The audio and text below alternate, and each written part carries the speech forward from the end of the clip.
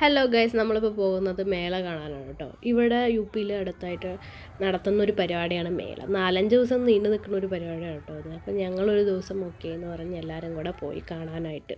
ഈ giant wheel, പിള്ളേർക്ക് പറ്റുന്ന swing, electric cars, electric planes ഇങ്ങനെയുള്ള സാധനങ്ങൾക്ക് തന്നെയാണ് ഇവിടെയുള്ളത്. കാണാൻ നല്ല രസമൊക്കെ തന്നെയായിരുന്നു. ജയൻറ്റ് വീൽ കയറിയാലോ എന്ന് എനിക്ക് തോന്നിയെങ്കിലും ഞാൻ അവിടുത്തെ അത് സെക്യൂരിറ്റിയൊക്കെ സെക്യൂർ ആണോ അല്ലോ എന്നുള്ളൊരു പേടി കാരണം കൊണ്ട് ഞാൻ കയറിയില്ല. ബട്ട് ഓക്കെ എന്ന് വിചാരിച്ച് അടുത്തുള്ളൊരു ഇലക്ട്രിക് ട്രെയിനിലോട്ടാണ് നമ്മൾ പിന്നെ കയറിപ്പോയത്. അതൊരു കുഴപ്പമില്ല, അത്യാവശ്യം നല്ലൊരു എൻ്റർടൈൻമെൻ്റ് ആയിട്ടുള്ളൊരു ട്രെയിനൊക്കെ തന്നെ ആയിരുന്നു. കുഴപ്പമൊന്നും ഉണ്ടായിരുന്നില്ല, നല്ല രസമൊക്കെ തന്നെയായിരുന്നു അതിലെ റൈഡ് കാര്യങ്ങളൊക്കെ തന്നെ. ബട്ട് സേഫ്റ്റി കുറച്ച് കുറവാണ് കേട്ടോ. ഇവരിവിടെ അതൊന്നും അത്ര പ്രത്യേകിച്ച് നോക്കുന്നൊന്നുമില്ല. പൊതുവേ മൊത്തത്തിലൊന്നും നോക്കുന്നില്ല, ബട്ട് അതുകൊണ്ട് സേഫ്റ്റിയും എല്ലാത്തിലും കുറവൊക്കെ തന്നെയായിരുന്നു. പിന്നെ ഈ പിള്ളേർക്ക് കളിക്കാൻ പറ്റുന്നതായതുകൊണ്ട് എല്ലാ പിള്ളേരും എല്ലാത്തിലും വലിഞ്ഞു കയറി കളിച്ചുകൊണ്ടിരിക്കുകയാണ്. പിന്നെ നമ്മൾ നോക്കുമ്പോൾ കൂടെയുള്ളൊരു ദീദി സെക്കൻഡ് റൗണ്ട് കൂടെ പോകുമായിരുന്നു. നമ്മൾ വിചാരിച്ചു ഓക്കെ ട്രെയിൻസ് പെല്ലെ സ്ലോ ആവുന്ന കണ്ടപ്പോൾ ഓക്കെ അവരുടെ ഇത് കഴിഞ്ഞിട്ടുണ്ടാവും എന്ന് വിചാരിച്ചപ്പോൾ അങ്ങനെ ആയിരുന്നില്ല. പിന്നെ നോക്കുമ്പോൾ കണ്ടത് നമ്മളൊരു കത്തലും പുകയും സ്മെല്ലും ഒക്കെ തന്നെയായിരുന്നു. നാട്ടുകാർ ഓടിക്കൂടിയപ്പോഴൊക്കെ കാര്യം മനസ്സിലായത് അവിടെയുള്ള ആ സാധനം കത്തിപ്പോയി.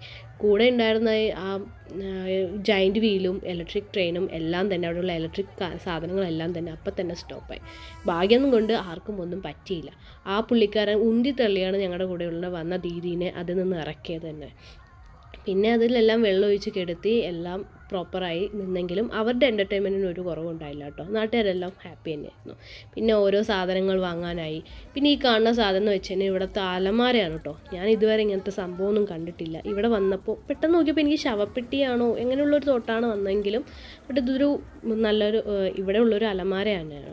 പിന്നെ ഫുഡിലോട്ട് പോകുകയാണെന്നെങ്കിൽ ഒട്ടും ഹൈജീൻ അല്ലാത്ത ഫുഡൊക്കെയാണ് ഇവിടെ കിട്ടുന്നത്. നിങ്ങൾ കാണുമ്പോൾ തന്നെ മനസ്സിലാവും. ഒന്നും കൈ കൊണ്ടൊക്കെ തന്നെയാണ് അവരെടുക്കുന്നത്. എന്തൊക്കെ വിട്ടാലും പാൻ മസാല മറക്കില്ല എന്ന് പറയുന്ന നോർത്ത് ഇന്ത്യൻസാണ് ഇവിടെ ഉള്ളത് കൊണ്ട് അവർക്കും കുറച്ച് സ്റ്റോൾസൊക്കെ അവർ അതിൻ്റേതായ 3-4 ഇട്ടിട്ടുണ്ടായിരുന്നു. പിന്നെ ഈ കാണുന്ന പാവ് ബജി അങ്ങനെയുള്ള കുറേ സാധനങ്ങൾ ഈ ഇത്രയും വൃത്തി അല്ലാത്ത സ്ഥലത്തും അവരെല്ലാ ഫുഡും തന്നെ അവിടെ കൊണ്ടുവന്ന് എത്തിച്ചിട്ട് എല്ലാം തന്നെ ചെയ്യുന്നുണ്ട് കേട്ടോ.